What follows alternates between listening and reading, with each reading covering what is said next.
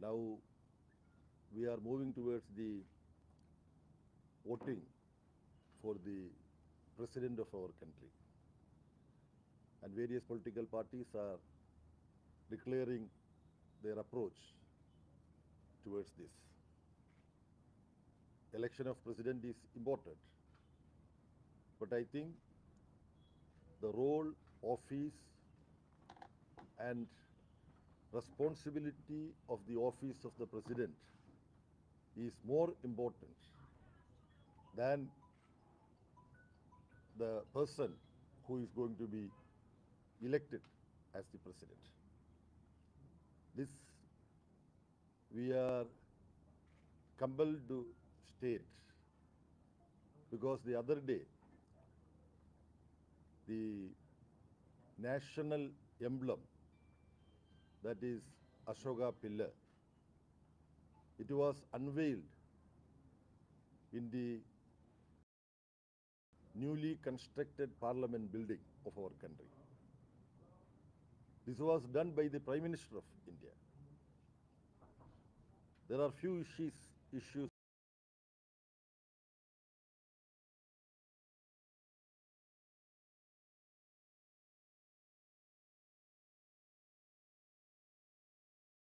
related to that. Firstly, when the parliament building and its important replica is being unveiled, why the present Prime Minister found the President of India not to be a person to be invited and a person to be present there. If we refer the Constitution of India is defined in Indian Constitution as, I quote, both the houses of parliament and president.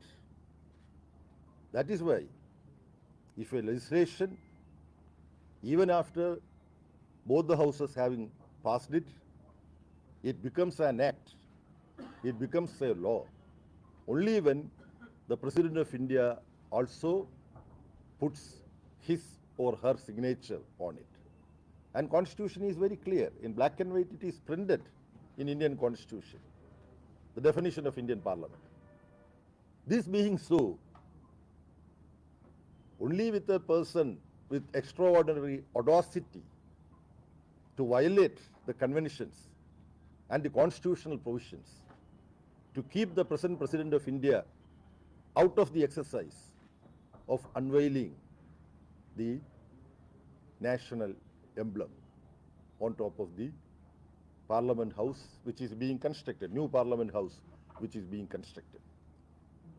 Second aspect related to this is keeping the opposition away from the entire exercise.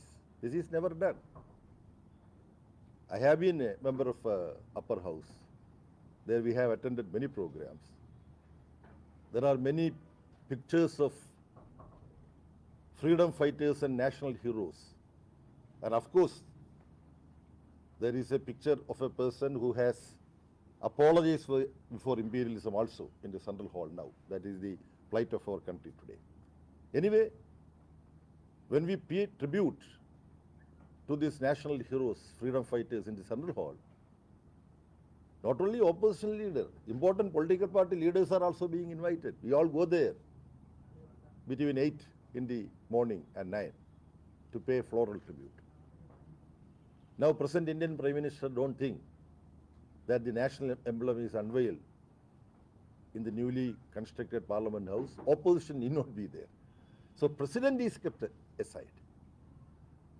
And in selecting the nominees for President and Prime Minister, the present President and the person nominated by BJP and NDA as their candidate for the new Rashtrapati position, various social factors are being considered. That is all required in our country. That is important. Every political party having a consideration for social reality is okay. But there are certain constitutional realities of convention. When the emblem is being unveiled, President is kept away, kept aside. why this is so. Opposition is kept aside. Finally, the replica of Ashoka Stambham itself, the original in Saranath, artists and eminent commentators have already stated that the original Ashoka Stambha lion, the power, the ambience that generates is of serenity, whereas it is already widely discussed in the media that the present replica, it resembles more to the image that we get when we hear RSS. Aggressiveness. That is the power of the lions that is being portrayed in the replica. So this is symbolic of the situation in our country. Many BJP ruled state governments, they have converted bulldozer as their symbol. Bulldozer is being used to demolish huts and places of dwelling by poor. Why this demolition takes place? Because they are not falling in line with the ruling dispensation. Some outstanding journalists are being arrested. You belong to the journalist community. Muhammad Subai, he represents Art News. It is very important because now there are a lot of fake news are being propagated as part of an overall project of communalizing Indian society. What is Alt News doing? They are researching and bringing out the reality behind the fake news. This is something journalist fraternity is undertaking in different parts of the world. In North America, there is a movement called FAIR. It's an acronym, you know that. What is the full form of FAIR? Fairness and accuracy in reporting. So this association searches for fairness and accuracy in reporting, and through their exposure, they have forced the Washington Post, Wall Street Journal, New York Times to apologize publicly, because this group of journalists who do very serious research as to what is published in these very famous quote-unquote newspapers, whether it is actually factual or fabricated. So Alt News is a similar exercise in our country, and they have been doing wonderful service. Now, in fake allegations, one of the key live wires of this Alt News is being arrested. Supreme Court gave him bail. Then in some other case, he is still being kept under custody. Finally, before I conclude, Supreme Court is also unfortunately dragged into similar exercise. Why I say so? The arrest of Tirsa Setalwad and Sri Kumar. Certain observations of Supreme Court verdict is being used by governments. What is the formulation in Supreme Court verdict? While dismissing the plea of Tirsa Setalwad against the content of the special investigation team, Supreme Court went beyond what Supreme Court should have done. This I state with full responsibility. When some plea comes before a court, when that plea is in defense of some victims in brutal communal violence and pleading that these victims have not been given justice, Supreme Court can maximum say that no, we don't think that this plea is right. Therefore, we dismiss this. But what did Supreme Court say in this particular case? There is a paragraph which, when I read, I was perplexed. Supreme Court says these people are making use of this legal facility in a wrong manner, and they should be brought to book. This is not the exact words, but this is the idea Supreme Court has given. So Supreme Court also, unfortunately, at times Supreme Court hold high the values of justice, but at times certain benches of Supreme Courts give certain verdicts which are unfortunately helpful to the dictatorial administration that is developing in our society. So this is a very, very serious situation in our country today. So democratic forces have to rally their forces together to face this situation. CPIM will be playing its role wherever it is possible. This is in short what I would like to say. Thank you. I think Sabara, చెప్పండి. So you said about Supreme Court judgment. Same Supreme Court was hearing a petition of commented against. Make comments. Settlewards case. Not. you are speaking about Mrs. Nuber case. No. Nupur Sharma's case. Made comments against Nupur Sharma when she was pleading for bunching up all the cases filed against her across the country. Two judges made comments. You see similarity between this Nupur Sharma's comments and the verdict passed against the Geeta Sarwar. You see, I only like to recall what I said. I said there are occasions when Supreme Court hold high the concept of justice. So this is the classic case. What Supreme Court said about Nubur Sharma is wrong. She should not think that because she is a official spokesperson of the ruling party, she can say anything. So that was a very, very sharp and proper observation made by the Supreme Court. So some benches of the same Supreme Court, some benches make certain observations which are unfortunate and unwarranted. This is why. To pass the comment even before trial was done. She was held Nubur Sharma's case. She was held responsible for the murder of Kanelal in Rajasthan, but the Supreme Court judge. Trial was not done against her. Anyway, now I don't want to come in defense of the Supreme Court observations in detail. It is Supreme Court observation. I appreciate that Supreme Court observation. Your statement is that Supreme Court have not heard it. But we have all seen what is the ripples that had created within the country and outside. If those who respect Prophet, if they have gone in a very, very emotional manner, there could have been many unfortunate situations in different parts of the country. They did not do that. In some places, some flare-ups had happened in UP, few places.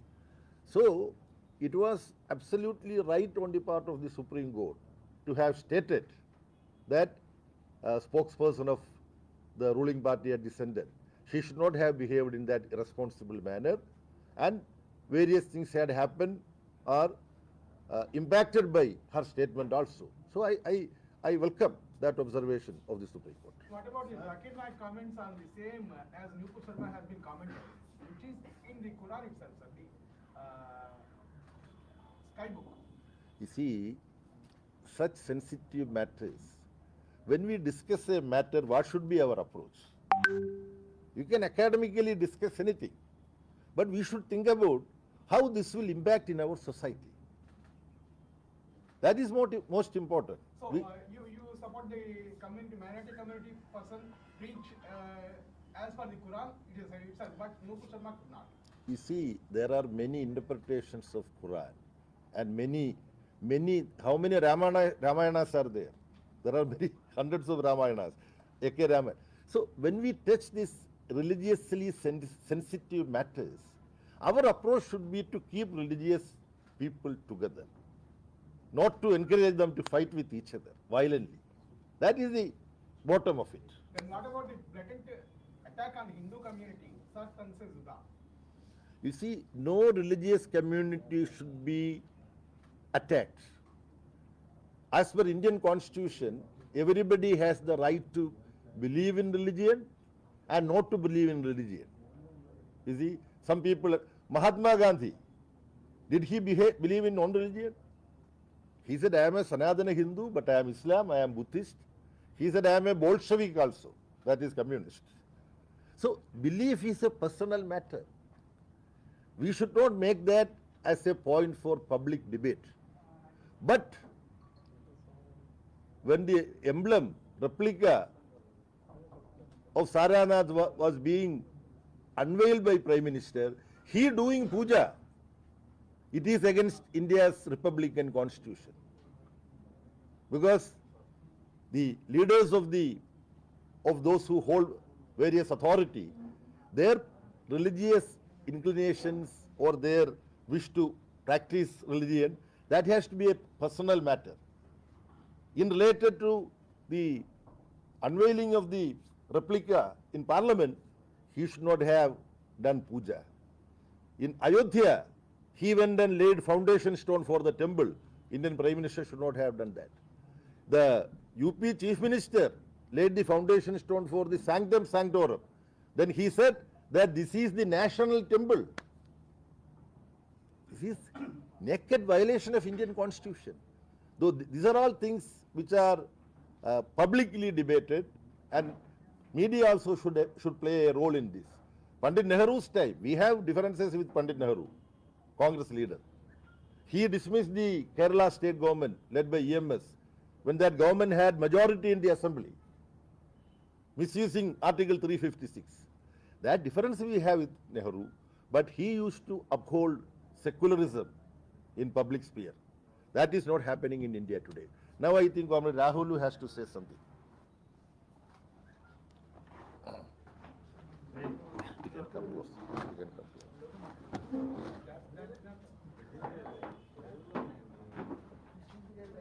Okay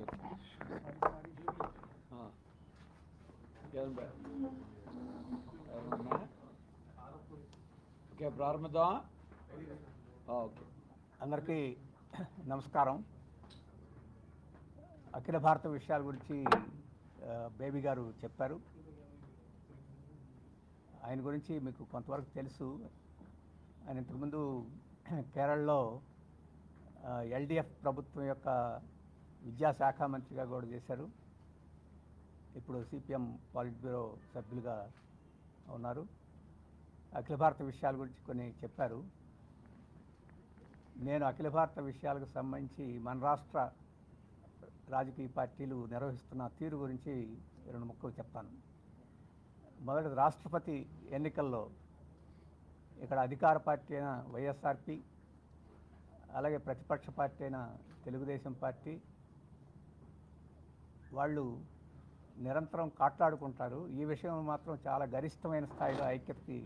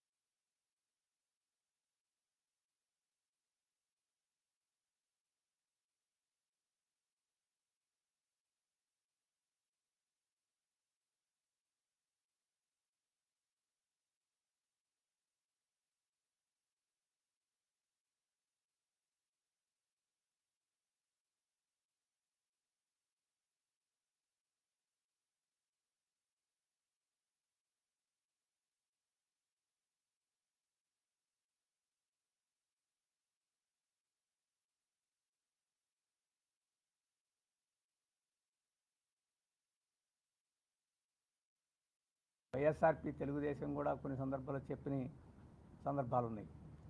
special status ఇవ్వలేదు, Visakhapatnam steel ప్లాంట్ని ప్రైవేటీకరిస్తున్నా అని చెప్తుంది. అలాగే విభజన చట్టంలోని ఏ అంశాలని అమలు చేయడానికి పూనుకోలేదు. పోలవరం జాతీయ ప్రాజెక్టును ప్రకటించింది, కానీ రాష్ట్ర ప్రాజెక్టు కన్నా అధ్వానంగా దాన్ని చూస్తూ ఉంది. ఇటువంటి అనేక పద్ధతుల్లో రాష్ట్రానికి అన్యాయం చేస్తున్నా అటువంటి పార్టీకి, ఆ పార్టీ యొక్క అభ్యర్థికి ఇప్పుడు రెండు పార్టీలు మద్దతు ఇవ్వడానికి సిద్ధం అవుతున్నాయి. రెండవది, ఈరోజు ఎన్డీఏ ప్రభుత్వం రాష్ట్రాల హక్కుల్ని కాలరాస్తుంది. మన రాష్ట్రం యొక్క హక్కులే కాదు, మొత్తం దేశంలో అన్ని రాష్ట్రాల యొక్క హక్కుల్ని, ఫెడరల్ వ్యవస్థని పూర్తిగా ధ్వంసం చేస్తుంది.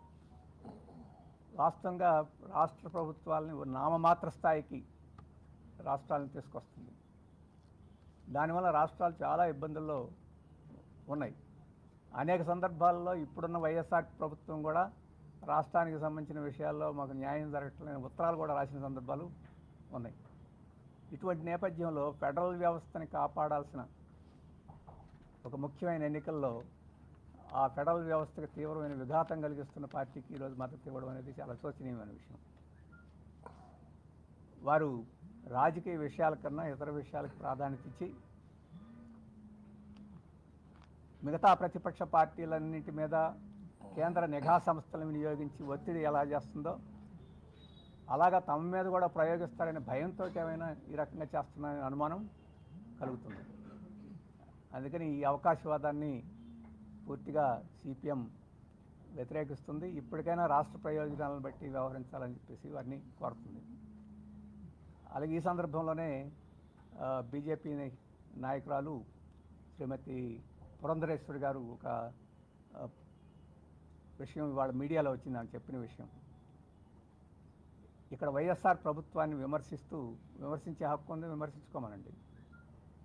అప్పుల మీద మాట్లాడింది. ఈ రాష్ట్ర ప్రభుత్వానికి అప్పులు చాలా పెరిగినాయి అనేది కూడా వస్తుంది. కానీ ఈ దేశంలో అన్ని రాష్ట్రాలకి అప్పులు విపరీతంగా పెరిగినాయి. ఈ పెరగడానికి ప్రధానమైన కారణం కేంద్ర ప్రభుత్వం విధానాలు. అప్పుల మీద సీలింగ్ పెట్టింది.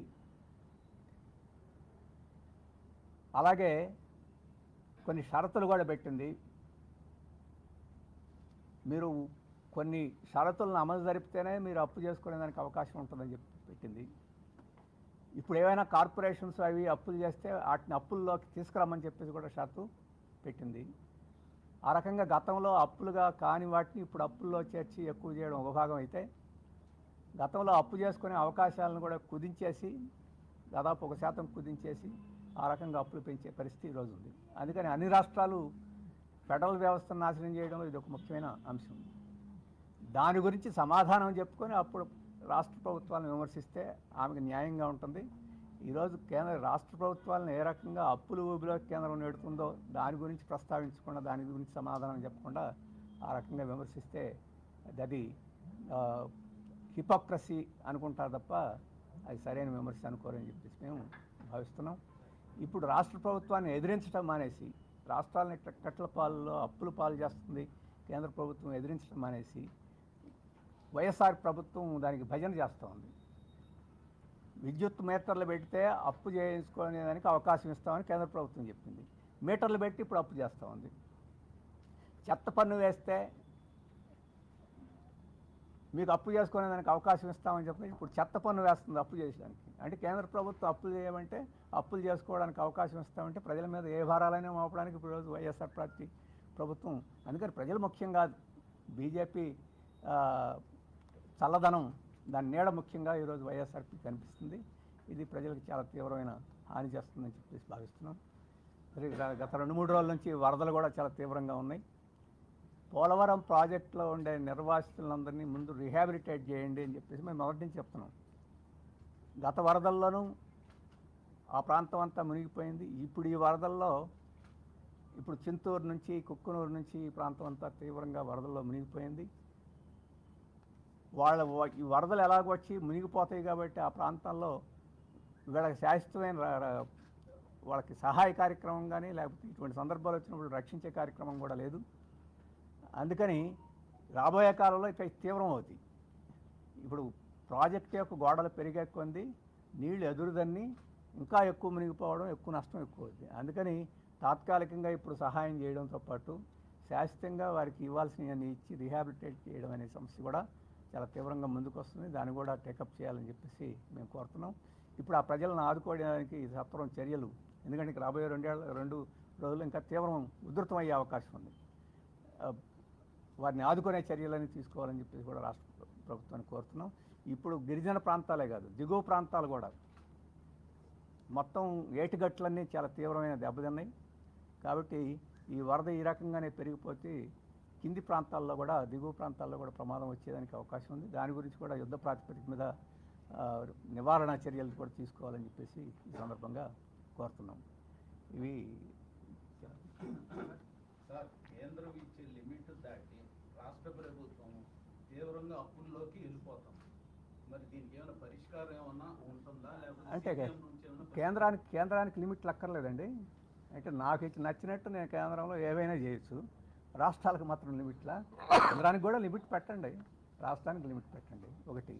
రెండవది, కొన్ని తప్పులు చేస్తేనే అప్పు చేసుకోవచ్చు, కొన్ని తప్పులు చేయకపోతే అప్పు చేసుకునే దానికి లేదనా? అందుకని రాష్ట్ర ప్రభుత్వాలకు ఒక న్యాయం, కేంద్ర ప్రభుత్వానికి ఒక రకం న్యాయం చేయడం అనేది ఏమిటి? మేము అడుగుతుంది అందరికీ ఒకే రకమైన న్యాయం. రెండవది, ఒక ఉపఖండం లాంటి దేశంలో రాష్ట్రాలు ప్రధానంగా అభివృద్ధికి ప్రాతినిధ్యం వహించాలి. కేంద్రం కొన్నిటికి రక్షణ శాఖకి ప్రాతినిధ్యం వహించాలి, కరెన్సీకి ప్రాతినిధ్యం వహించాలి, విదేశీ వ్యాపారానికి ప్రాతినిధ్యం వహించాలి. అటువంటి వాటికి ప్రాతినిధ్యం వహించవచ్చు, దానికి హక్కులు.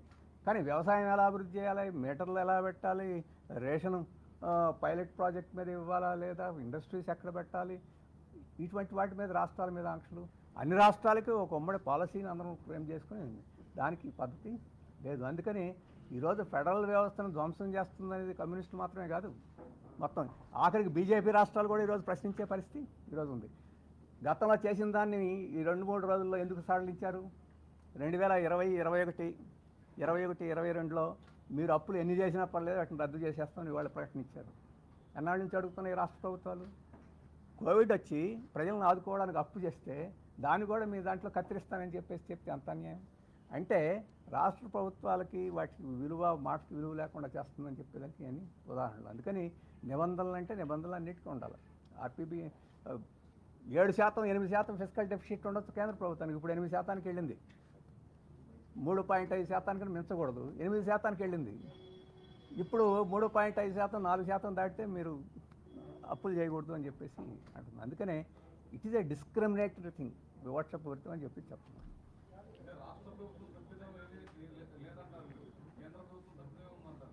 నేను ఆ మాట లేదు, ఇప్పుడు దాకా రాష్ట్ర ప్రభుత్వం గురించే మాట్లాడాను.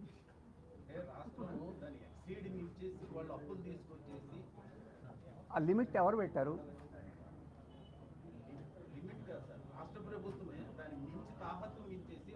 నేను చెప్పేది తాహత్ ఎవరు నిర్ణయించారు? ఆ తాహత్ రాష్ట్ర ప్రజలు నిర్ణయించుకోనియండి, లేదా రాష్ట్రాలన్నిటికీ కేంద్రానికి కలిపి కేంద్రం నిర్ణయించమనండి. కేంద్రం, ఎందుకంటే పార్లమెంట్లో రాష్ట్రాల నుంచి కూడా ఉన్నారు కదా. కానీ మీరు నిర్ణయించి రాష్ట్రాలని అమలు జరపడం ఏంటి? మీరు చేసిన నిర్ణయాన్ని మీరు ఉల్లంఘిస్తే తప్పు కాదు, రాష్ట్రాలు ఉల్లంఘిస్తే తప్పు అని చెప్పేసి అంటున్నారు. ఇదేమిటి అని చెప్పేసి మేము అడిగాం. ఎందుకంటే రాష్ట్రాలు ఒక పార్టీ కాదు, ఇక్కడ వైఎస్ఆర్ ఉంది, మేము సిపిఎం కేరళలో ఉన్నాం, బీజేపీ ఉంది, అన్ని రాష్ట్రాలకి పరిస్థితి. కాబట్టి రాష్ట్రాలు రాజకీయంగా వ్యవహరిస్తున్నాయని చెప్పేసి కూడా చెప్పారు. ఇంకా జీఎస్టీలో అన్ని రాష్ట్రాలు అడుగుతున్నాయి కేంద్రం చెప్పిన దాన్ని, ఒక పార్టీ కాదు. అందుకని ఇది రాష్ట్రాలు కేంద్రం సమస్య, ఫెడరల్ వ్యవస్థకు సంబంధించిన సమస్య, ఒక రాజకీయ సమస్య. అది ఆ ఫెడరల్ వ్యవస్థలో న్యాయంగా ఉండాలనేది కేంద్రం ఏం చేస్తుందంటే రాష్ట్రాల హక్కులను కాలు రాసి హక్కుల్ని, శక్తిని, డబ్బుని, ఫినాన్స్ అన్నిటిని కేంద్రంలో గుప్పిట్లో పెట్టుకోవాలని ప్రయత్నం చేస్తుంది. అది దేశ భవిష్యత్తుకి. ఫెడరల్ వ్యవస్థ దెబ్బతింటే బాల్కనైజ్ అయిపోద్ది. చిన్న యుగోస్లావియా నిలబడలేకపోయింది, చిన్న సోవియట్ యూనియన్, అంత పెద్ద సోవియట్ యూనియన్ నిలబడలేకపోయింది. మన దేశం ఇప్పుడు దాకా ఉందంటే ఈ ఫెడరల్ స్ట్రక్చర్. దీనికి దెబ్బ తగిలితే చాలా దేశ ఐక్యతకే ప్రమాదం. అది మేము చెప్పేది. రాజ్యాంగ నిబంధనలు కొత్తగా వచ్చిన speaker Tammineni Seetharamu YCP plenary సమావేశాలకు హాజరయ్యారు. తర్వాత తన స్పీకర్ కంటే ముందు వైసీపీ నాయకుని అని కూడా ఆయన ప్రకటించుకున్నారు. స్పీకర్ స్థానంలో ఉన్నటువంటి వ్యక్తి పార్టీ, అంటే పార్టీకి రాజీనామా చేసినట్లే కదా ఇంకా స్పీకర్ స్థానంలో ఉన్నారు. ఆయన ప్లీనరీకి అటెండ్ కావడం, ఇటువంటి కామెంట్స్ చేయడం ఏ విధంగా సీనియర్ పొలిటిషియన్? నాకు తెలిసిన మేరకు స్పీకర్ అనేవాళ్ళు స్పీకర్ చైర్లో కూర్చున్నప్పుడు రాజకీయ పార్టీలన్నిటికీ న్యాయం చేయాలనేది కన్వెన్షన్. కానీ ఆయన రాజకీయ పార్టీకి రాజీనామా చేయాలి, స్వతంత్రంగా వ్యవహరించాలని మన రాజ్యాంగం లేదు. ఏ పార్టీలో అయినా ఉండొచ్చు, పార్టీ మీటింగ్లు కూడా వెళ్ళొచ్చు. కానీ విక్రమాదిత్యుడి దెబ్బ మీద కుర్చీలో కూర్చున్నప్పుడు న్యాయంగా ఉండాలి, స్పీకర్ అక్కడ కూర్చున్నప్పుడు న్యాయంగా ఉండాలని మనం కోరుకుంటాం. న్యాయంగా ఉన్నారా లేదనేది మనం సందర్భాన్ని పెట్టి విమర్శ చేయాల్సింది. చంద్రశేఖర్ గారు.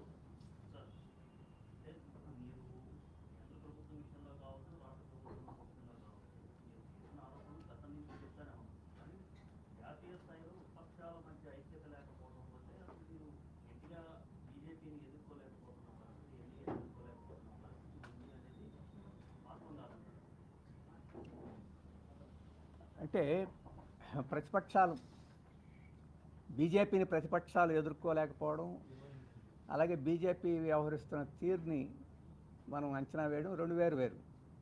ఏ ప్రతిపక్షం లేకపోయినా బీజేపీ చేస్తుంది అన్యాయమే.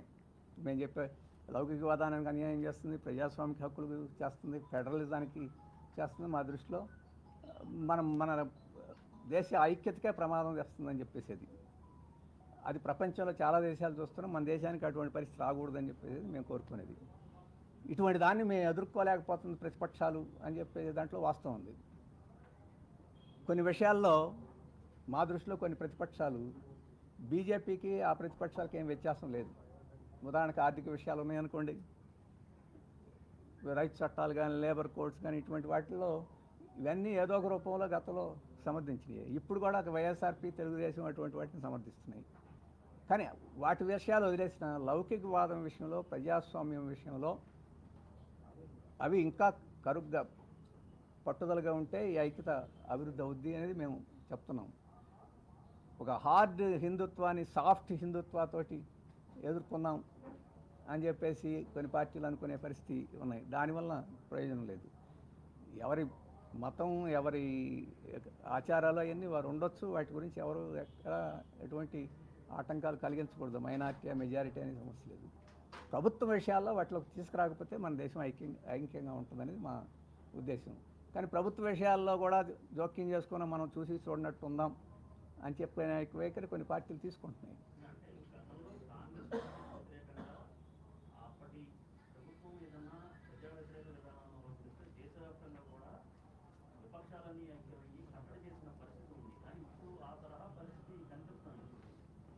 గతంలో కూడా అట్లా ఉందని చెప్పలేము. గతంలో కూడా కాంగ్రెస్ పార్టీకి బీజేపీ చాలాసార్లు మద్దతు ఇచ్చింది. ఇప్పుడు కూడా కాంగ్రెస్ పార్టీ బీజేపీ కొన్ని చట్టాలు బట్టి అన్నింటిలో మద్దతు ఇస్తుంది. కానీ ఇప్పుడు పరిస్థితి బీజేపీ వచ్చిన తర్వాత కొన్ని అదనమైన అంశాలు వచ్చినాయి. గతంలో ఇంత తీవ్రమైన స్థాయిలో కేంద్ర ఏజెన్సీలను ఉపయోగించుకునే పరిస్థితి లేదు. ఉపయోగించుకున్నారు. ఎక్కడ ఎవరు చీమ చిట్టుక్కుమంటే కేంద్ర ఏజెన్సీ వచ్చే పరిస్థితి ఈరోజు కనపడుతుంది. మన రాష్ట్రంలో మరీ హడిలు చచ్చిపోతున్నారు. లేకపోతే లొంగుబాటు ప్రదర్శించాల్సిన అవసరం లేదు.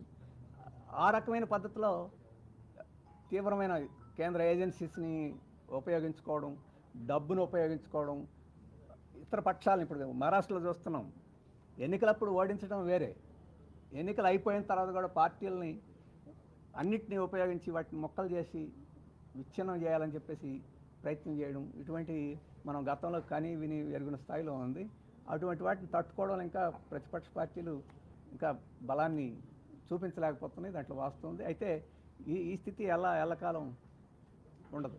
ఈ మధ్య తెలంగాణలో ప్రధాని మోడీ గారు మాట్లాడుతూ, అంటే అమిత్ షా గారు 30-40 ఏళ్ళు బీజేపీ పరిపాలనను పాలిస్తుంది అంటే గట్టి ప్రతిపక్షం లేనట్టేనా అనుకోవచ్చా? వారు ఆలోచన 30-40 ఏళ్ళు వాళ్ళు ఉంటారా లేదా? ఇందిరాగాంధీ గారు లేకపోతే వారు కూడా చాలా కాలం అనుకున్నారు. వాళ్ళు ఉంటారా లేదా? ఇప్పుడు జీవితాంతం ఉండాలనుకునే వాళ్ళు ఇక్కడ కూడా ఉన్నారు. అందుకని అవి మన చరిత్ర చూస్తుంటే ఇట్లాంటి అనుకోని వాళ్ళు కాస్త ఎక్కువ కాలం ఉన్నారు, అనుకున్న వాళ్ళు తొందరగా పోయిన సందర్భాలు ఉన్నాయి. కాబట్టి అది వాళ్ళు ఆలోచించుకోవాలి. ఇంతకుముందు బేబీ గారు చెప్పింది ఆలోచించండి. ప్రధానమంత్రి గారు దాన్ని రాష్ట్రపతిని పిలవడానికి ఏమిటి అభ్యంతరం వచ్చింది? వారే చెప్తున్నారు కదా సామాజిక న్యాయం. ఇప్పుడున్న రాష్ట్రపతి కూడా సామాజిక న్యాయానికి ప్రతినిధే, ఆయన పిలవాల్సి ఉంది. లేదు ఇప్పుడు రాష్ట్రపతి రేపు 18 తర్వాత ఉంటాడో లేదో అని చెప్పేసి అనుకుంటే 18 తర్వాత దీన్ని లేదు అమృతకాలు కాబట్టి పెడుతున్నాను అని చెప్పి అనుకుంటే అమృతకాలానికి రాష్ట్రపతి ప్రతిపక్షాలకు కూడా అమృతం కొద్దిగా పంచితే ఏమి కొంపలు పోతాయి. అంటే ఇవన్నీ పెద్ద బృహత్తరమైన రాజకీయ విషయాలు కాదు. ఇవి చాలా సంకుచితంగా ఆలోచన చేసేవాళ్ళు చేసే పని తప్ప, లేకపోతే ఒక స్టేట్స్మెన్ లైక్గా ఆలోచించే వాళ్ళు చేయాల్సిన పని కాదు. అటువంటి స్థితి ఉంది. శాసన వ్యవస్థలో స్పీకర్ కదండి ప్రధానంగా ఆయన పిలవలేదని కూడా ఒక శాసన వ్యవస్థ కార్యనిర్వాహక వ్యవస్థలో ప్రధాని మోడీ అది పార్లమెంట్ కాబట్టి స్పీకర్ కూడా ఉండాలని కాదు. అసలు పార్లమెంటు శాసనసభ రాజ్యాంగానికి ప్రతినిధిగా ఉన్నాడు కదా రాష్ట్రపతి. అలాగే ప్రజాస్వామ్యంలో పాలకపక్షం ఎంత, ప్రతిపక్షాలు కూడా అంతే అని చెప్పేసి అందరం అనుకుంటాం. ఆ ప్రతిపక్షాలను పిలవడానికి ఇబ్బంది ఏముంది? Parliament is not just Lok Sabha. Parliament, the two houses. And in the protocol, it is President, Vice President, then Prime Minister. Then Speaker, Chief Justice. That is the order of precedence. They're all there. For Mr. Modi, all this is immaterial. That's the problem. Entire king. Thank you very much. ధన్యవాదాలు.